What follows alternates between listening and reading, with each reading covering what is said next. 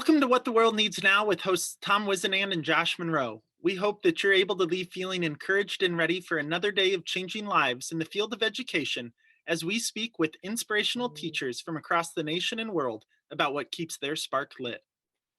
In this episode, we talk with Bri Richardson, aka Honest Teacher Vibes, a content creator with bored teachers, about how she uses the classroom as an inspiration for the videos she posts. Without any further ado, Bri Richardson. Well, Bree, thank you so much for being here with us tonight. For our listeners that don't have the privilege of knowing who you are and how much you love checkers, can you tell us a little bit about your role in education, who you are, where are you from? Yeah, first of all, let's clear the air here. He's the one that loves checkers. Josh Monroe loves checkers. Ever since I met Josh 6 years and 12 pence score ago, he keeps talking about checkers all the time. I ain't going to checkers. I ain't taking you to checkers because most checkers is like in the hood and I'm not taking you to the hood with me. No offense. You like Hellman's mayonnaise white, so I really cannot take you to the hood with me. So anyway, we love each other. I mess with Josh like that all the time. But I'm from Jackson, Tennessee. Moved to Mississippi 5 years ago. I taught sixth grade ELA until about 3 weeks ago. When I quit to go work full time for a company named Board Teachers, BORED. People are like, bored, like chalkboard. I'm like, no, like bored, like I'm so bored. It's like weird to explain it. I guess my whole career with them, I'm gonna be, when I say board teachers, I'm gonna have to be like, not like a chalkboard, but like bored, like you're bored. Anyway, good homograph for you to talk about. What? It's a good homograph for you to talk about. Like, yeah, I'm not a teacher anymore, so I don't want to have to do all that. You know what I'm saying? Like, I don't know. Y'all look it up or something. Y'all huddle up and figure it out together. I don't know.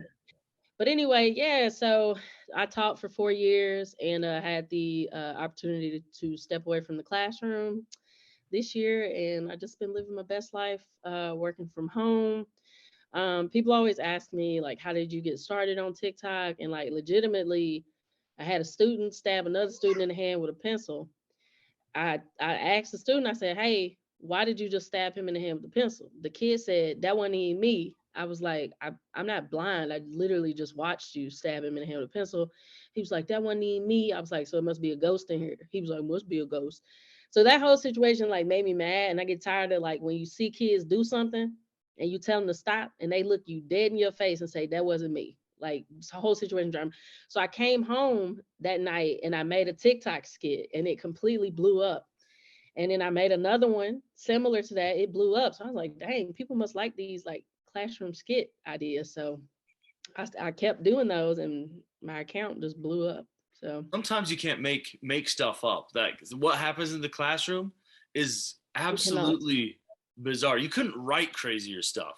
You couldn't. Absolutely 100%. People actually don't believe us when we talk about how crazy things are that we deal with in the classroom. They do not believe us.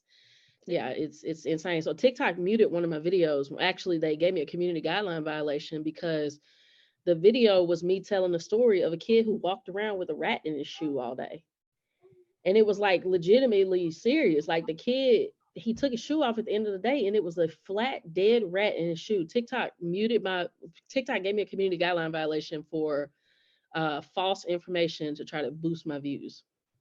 Wow. I was like, okay, well, even TikTok doesn't believe this stuff. Say, let me show you. I got proof.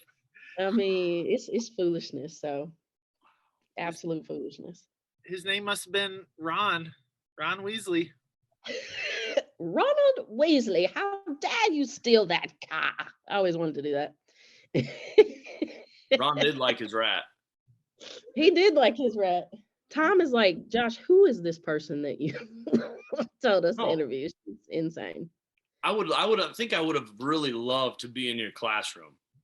It was fun. We had a good time. I think I can just feel your energy like through the screen, and I would love to be in your classroom learning anything English language arts related from you, I think. I appreciate that. One of my kids is like, Miss Richardson, you mean to us, but we love you and we know you love us. That's why you mean. I'm like, first of all, I'm not mean. Y'all say everybody's mean. Because somebody's like, hey, sit down. Why are you so mean to me? Why are you attacking me? I'm like, bro, I just asked you to sit down. Like, So my motto in my classroom was, when it's time to have fun, it's time to have fun. When it's time to be serious, it's time to be serious. Because I feel like, you don't want kids to feel like they're in prison while they're at Mm-hmm. school. I want my kids to have like the freedom to like laugh and be silly and have a good time. But I also want them to know, like, when it's time for us to transition back to being serious, and when it's time for us to transition back to learning, if y'all can't make that transition, then we're not gonna have fun, because you got to be able to do both. And so me and my kids had an understanding on that, and they know that I'm an absolute goofball and I like to laugh and have a good time. So we had a good time. Bree, I think that that's what I loved the most about you when we got to hang out was you loved having fun, but when it was time for us to do something, man, you got us going. Like, hey, No time. it's time to go. And I'm curious, in what ways did you build those relationships with your students? Because having somebody say to you, "You're mean, but I love you," like that that is that is a great compliment to get, because then as a kid saying that to you, like, that I love you enough that I'm going to hold you accountable, Right, right. but I love you enough that I'm going to love you for the person you are. So how did you build those relationships with kids? Um, I mean, I just try to look at my kids as real people and not just as like students. And I try to treat them the way that I want somebody to treat me if I was in sixth grade. And so I take like black in the black community, auntie is like, you always do what your auntie says. If your mama's not around, your auntie is like your step in mama. And so I like to treat my students like I'm their auntie. And like, if your auntie tell you to do something, you don't do it, they gonna tell your mama and you gonna get in trouble. And so I just try to treat all my students, no matter their ethnicity, like I'm their auntie. And I just have like real conversations with my kids. Like if I got a student that's getting in trouble in another teacher's class, I'm like, come here. Why are you getting in trouble? Like I just shoot straight with them and I just real talk with them. I'm like, why are you getting in trouble in that teacher's class? And so I think that because we laugh and we joke, and we have a good time, when it's time for me to teach them something, they're willing to be quiet and listen because they know that I care about them. And I had some students that like I genuinely couldn't reach them. And that was hard for me because it made me feel like a failure my very first year teaching. And then, as I started teaching more, I was like, you're not going to be able to reach everybody. You know what I'm saying? Like, you can't win them all. Like if you're playing sports, you're not going to win every game for your entire career. I don't think there's anybody that's won every single game they've ever played their entire career. And so I just try to like real talk my students. Like, I'm not like, come here right now or you're gonna get it. Like I ain't doing all that. Come here, I'm gonna call you mom. Like that's Mhm. that's exactly how I talk to them. And so some kids, it's hard to build relationships with them, but the vast majority of my students, it wasn't like super hard to build relationships with them because I genuinely like them. And because my thing is, we have to be in class together for 180 days. We're going to be a family in here. Y'all not finna come in here and you hate being in here for 90 minutes and I hate having you in for 90. That's not fun for anybody. No. So I try to do whatever I can to establish like a family community environment. And then if somebody is, jacking up the community or jacking up the family environment, then we take the necessary steps that we need to take to get them acclimated to what we're trying to do. So, I think kids. I personally love being a teacher because I think kids are some of the like most intelligent beings on earth. It's like yeah, they read people at a whole different they level, too. and they know whether a teacher's full of garbage Oh and they're yeah. just there, or if they truly care. And Hmm. and you're allowed to have those serious conversations about behaviors or about some kid jacking around in class because they Hmm. know you care. And I Yeah. think that's part of what makes you successful, right? Is just Yeah. knowing that you care. Right. And I mean, I think there's some teachers that, they kind of turn their nose up and like, you're joking around with them too much or you shouldn't be playing with them. I'm like, okay, your kids probably don't like you. So don't project that onto me. Like, I don't know. Your kids probably cuss you out. Like, I don't know. Your kids probably try to swing on you. Like, there's never been a kid try to swing on me. I ain't never had a kid cuss me out, like ever. I ain't never even had a kid look like they wanted to say, well, I have had a kid look like he wanted to say a cuss word, but he ain't say it because he ain't crazy and his mama ain't raised no fool. So he might have thought it, but he ain't say it. And so you just like, you want the kids to see you as an authority figure, but you also when I was in school, my teachers that I saw as like these stoic, robotic, whatever, I couldn't stand them. I wasn't gonna do anything that they said. Mm-hmm. And I was a little baby kid when I was in school. Like me and my twin sister got put in school suspension for the rest of the school year one time because we wouldn't stop fighting. So I was like a little ratchet kid. Like my kids that's crazy in my class, like I was them when I was in school. So I can relate to them. But my teachers there was like, I didn't like them. They didn't like me. I'm not gonna do anything you say. But my teachers that I knew, they was like my auntie or like my uncle. Like, yeah, I listened to them. And that didn't have nothing to do with ethnicity. It didn't have anything to do with whether they was black or white. It had to do with, do I feel like they care about me and they like me and they are willing to talk to me like a human being and like a real person, not just as somebody they label as like a bad student. Mm-hmm. Man, I So remember I remember when I was in first grade, I had a teacher that I despised. I hated school. yeah. And my mom and I saw her in a grocery store, Hy-Vee. I don't know. Do you guys have Hy-Vees down in Mississippi? What the heck is that? Okay. I was about to say Hy-Vee, but I was like, I bet she won't know. We saw her A in a public? grocery store, and my mom was like, "You should go say hi to her." And I was like, "No, I Mm-mm. won't." She's like, "Don't be disrespectful." And I was like, "Mama, I didn't say this, but in my mind, I was like, Mom, I'm not being disrespectful, but I don't like that lady because Right. she makes me feel horrible." And then Yeah. later on in my school year, or in my school career, I had a teacher that loved me for who I was. And man, the difference that that makes when you have a connection with somebody Yeah. that you know cares and loves for you, it is so different, and it can change Right. the whole outcome of your life, right? Having Right. Right. one other adult care about you and love you for Right. the person you are. Right. Yeah, our high school was like such a safe place for us. Like we had like a crazy upbringing. I have a great relationship with my mom now. My dad passed away in 2016, but I had a great relationship with them once I became an adult. When I was a kid, it was a little rough, but once you become an adult, you realize, your parents did the best that they could with what they had. And so, I have a great relationship with my parents now, but when I was in high school, man, the relationship was treacherous. The environment that we grew up in was not, it was not a great environment. And so school was like a safe place for me. Like if I came to school crying or something like that, my teachers, man, they were just like such safe people for me. Like I remember them. I'm 32 years old and I remember everything they did for me like it was yesterday. Like my high school was just such a like safe place for me. And so, I try to think of like my students who I know either live in similar home environments or are going through similar situations. I'm like, I want them when they walk in the room 305 to feel like, hey, this is a safe place. Miss Richardson cares about me. I can talk to her about anything. Because you never know the positive impact that that's going to have on a kid. Like, again, I'm 32. That was when I was like 13, 14, 15. I remember that stuff like it was yesterday. I remember how those teachers made me feel. I remember that I knew like I could go talk to them no matter what.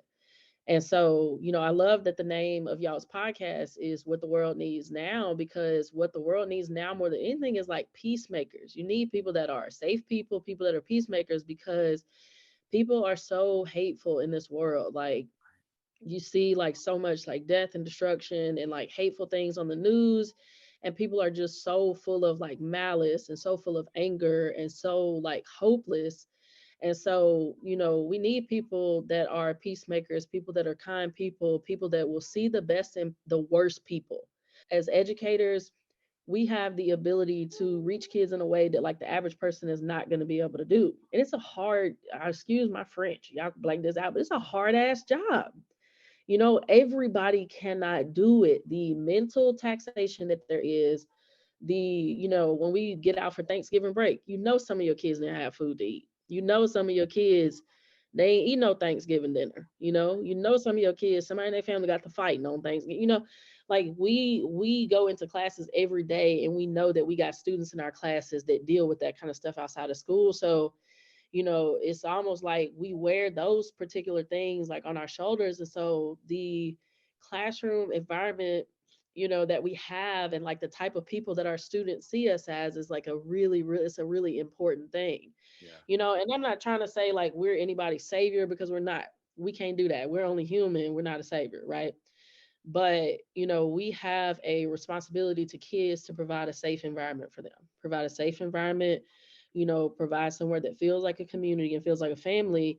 And because that was done for me in school, I always felt the pull to do that for the kids in my class. Mm-hmm. Mm-hmm. So, Bree, I'm curious. You're big time on social media and board teachers. That's the time for the shameless name drop, Bree. Mm-hmm. Go ahead, tell us where can our followers follow you at? I'm on TikTok, Facebook, and Instagram as Honest Teacher Vibes.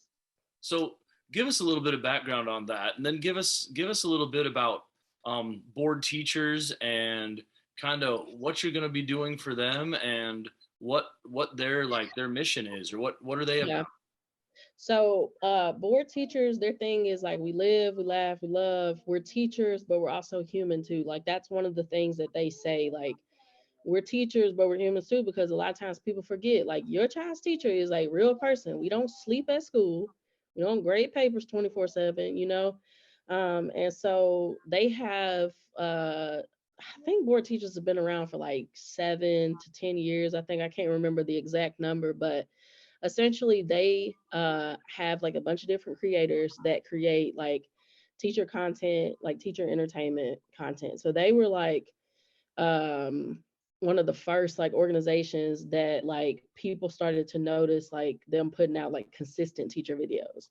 So like, if you go to Facebook, and which Facebook is a dinosaur, I guess, so nobody's like really on Facebook, but they're huge on Facebook. They have like 2.5 million followers on Facebook and like 700K on Instagram. So they're big on those two, platforms. But I love their what they do, because they try to encompass everything in their videos. They try to encompass everything that teachers deal with. So we got stuff that's funny, we got stuff that's serious, we got things that are teacher hacks, DIY, like anything that teachers deal with, like they try to provide resources for those things or provide entertainment or humor, because we need a lot of humor this year. Got to laugh to keep from crying.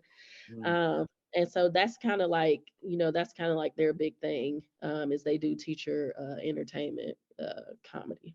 That's awesome. That'd be, So that'd be cool. And how'd you get involved? Because I mean, from what I'm hearing, like the Honest Teacher Vibes and board teachers, like that's a match made in heaven. yeah, it's phenomenal. I watched board teachers for years. So this is like honestly my dream job. I watched board teachers for years before I ever became popular, before me becoming popular on social media was ever even a thought, right? And so, for years and years and years, I watched them. I was like, man, they're so funny. And they had like these three main creators. So it was a black guy named Casey McFunny, a white girl named Miss Smith, and a white guy, named Devin Siebold. And so I used to watch, their videos, and those were like their three big creators. And I was like, man, it'd be so cool to be one of their like staple creators. And now I am. It's like weird. It's so cool to be working for them full time now. Like, it's like very surreal. And they treat me like really like absolute royalty. Is like the coolest thing. My boss always says, I'm like, oh my God, I can't believe I'm working for board teachers. And my boss always reminded me, like, you're not working for us, you're working with us. Like, I'm like, oh, sorry.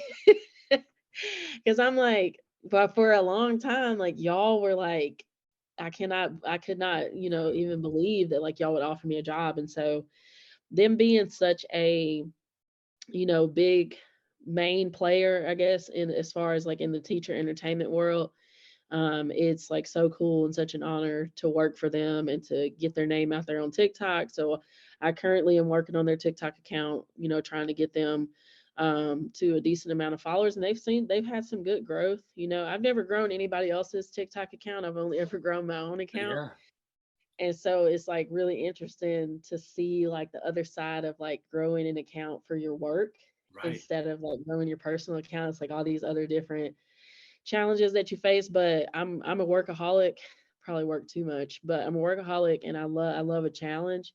That's awesome. And so, it's just like a really fun challenge to be working with them. So still sometimes I'm like, oh my God, I can't believe I work for board teachers.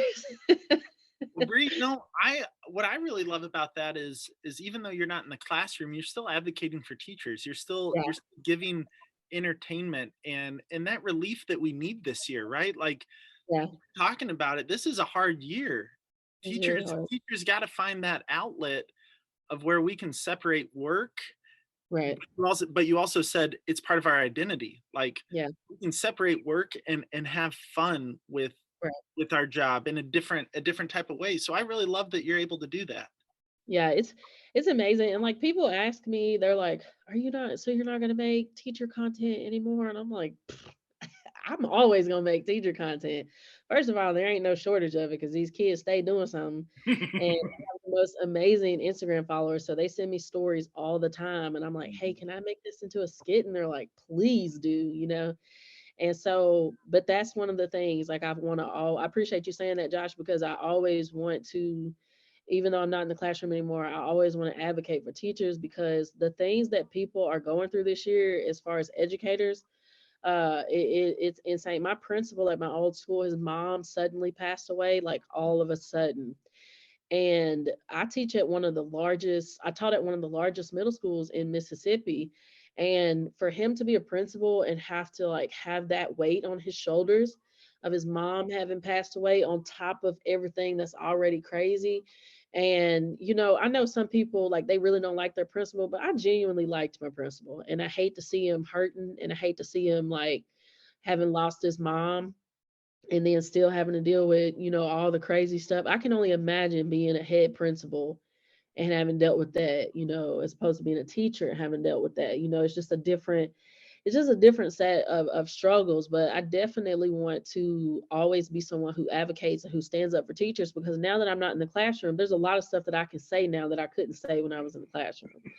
Yeah. Because some of the stuff that, I read like a lot of teacher like Facebook groups and like, I look at the comments a lot on like Instagram stories and y'all, some of this stuff breaks my heart, man. Like I worked with really good people at the school that I was at, and I genuinely loved and enjoyed the people that I work with. But that's not the case for everybody. Some of these teachers got people they work with that are bullies. Some of these teachers, they got kids hitting them, smacking them, biting them. Like, and I'm not talking about little kids. I'm not talking about like they're in kindergarten. No, kindergarten is no, I'm talking about like sixth, seventh, and eighth graders. Mm. And then you got admin telling them, well, did you follow their behavior plan? Why are you so that's accusatory to me? Like they slapped me because I ain't follow their behavior plan. Like Mm. I hate that kind of stuff, man. So as much as I can advocate for and stick up for teachers, and be, I mean, I'm not gonna say a voice of reason because you really can't reason with crazy because that's what this school year is crazy. So I hope that people see me as an advocate still for teachers because it's not okay some of the stuff that we deal with. No, not at all. What advice do you have for people, teachers who make content, who put their lives in the classroom out on TikTok or Instagram, or Yeah. some of us old people still use Facebook, and that happens. Don't age yourself like that. I was about to say Facebook. Hey, Facebook be popping a little bit though. The y'all grandmamas be on there starting stuff, but Yeah, they Facebook be tried to popping. rebrand Meta, Hey, you know, baby, who is Meta? Okay, they uh, sound like Facebook's cousin. Like, don't everything. nobody, don't nobody. When I first started, luckily my principal was not like a social media person, so he didn't even know I was popular on social media until another principal who's like his best friend from another school was like, "Hey, you got a teacher that's TikTok famous at your school." He was like, "TikTok, what's that?" Like he didn't know what it was, but by the time he found out what it was, I had 100,000 followers, and I had like a pretty decent following across all social media. So he was just like, "Oh dang, okay, well maybe like don't record in your classroom anymore." Like it was just like I don't know. And I mean, he wasn't mean about it. He was just like they had gotten some complaints Sure. from some Karens or some Susans, and he was just my principal the way that he approached it, and I appreciated him for it because he said just as a way to protect yourself, don't record in your classroom so they can't say anything about what you make because you're not at school. So before I had that conversation with my principal, I was very nervous. I was like, oh my God, I'm gonna get fired. They're gonna tell me to shut my TikTok account down. And I knew that I was on to something, especially once I hit 100K. And I remember talking to my twin, and I was like, I'm scared when we come back from Christmas break. I hit 100K the day we came back from Christmas break. So My account started to blow up in November of 2020. When we came back from Christmas break, on January 4th, I had just hit 100K. And I remember talking to my twin sister. I was like, man, what am I going to do if they're like, hey, you can't do that TikTok account. You're going to have to shut it down. I was like, my twin was like, don't play with me. Like, this train don't stop. She was like, guess you're going to be working at McDonald's or something because you're on to something here, you know? And I can only imagine if they would have said, hey, you're gonna have to shut that down. You can't, you know, and I would have shut it down. I would never be at the place that I'm at right now. So my advice for teachers, because you got a lot of people out there that are like teachers shouldn't be on TikTok. First of all, those people need to shut up. Like just really, they need to shut up. Um, but if you, I'm not telling people to jeopardize your job. I'm not telling you that.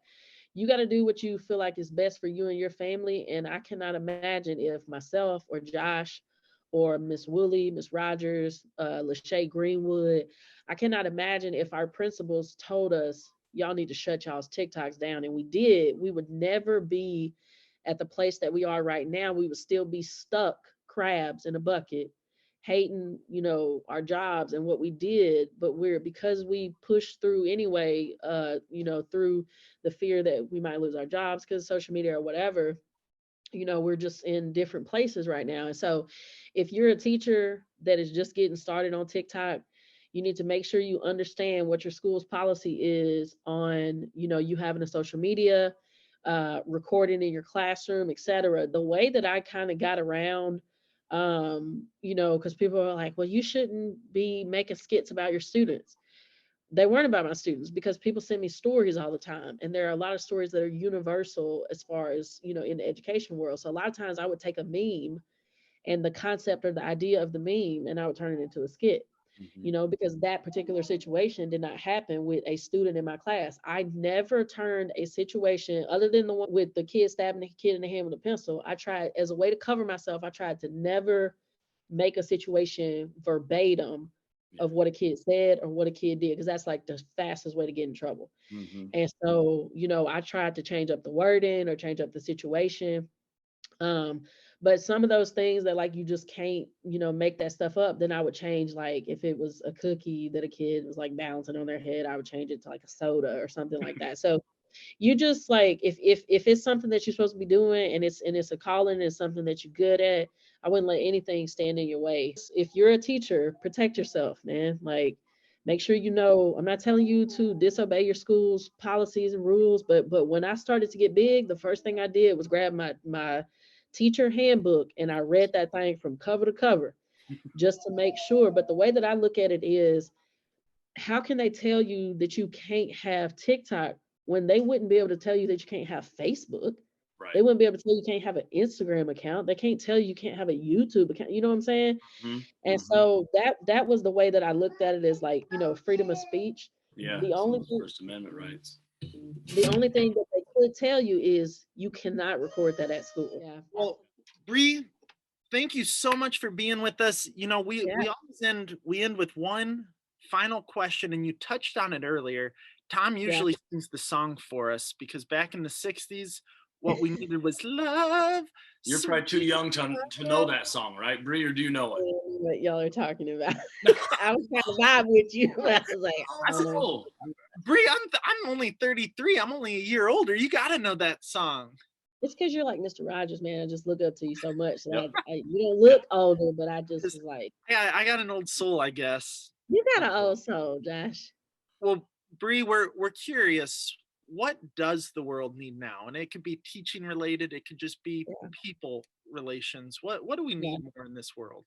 I think the world needs peacemakers. I know I said that a little bit earlier, but I learned a while ago. Do you want peace or do you want chaos? Do you want peace or do you want to be right? You know, and you know, there's a lot of things that can be said about people that are people of peace. So in chaos, you always look for the peacemakers. In chaos, you always look for the people that are trying to reconcile, you know.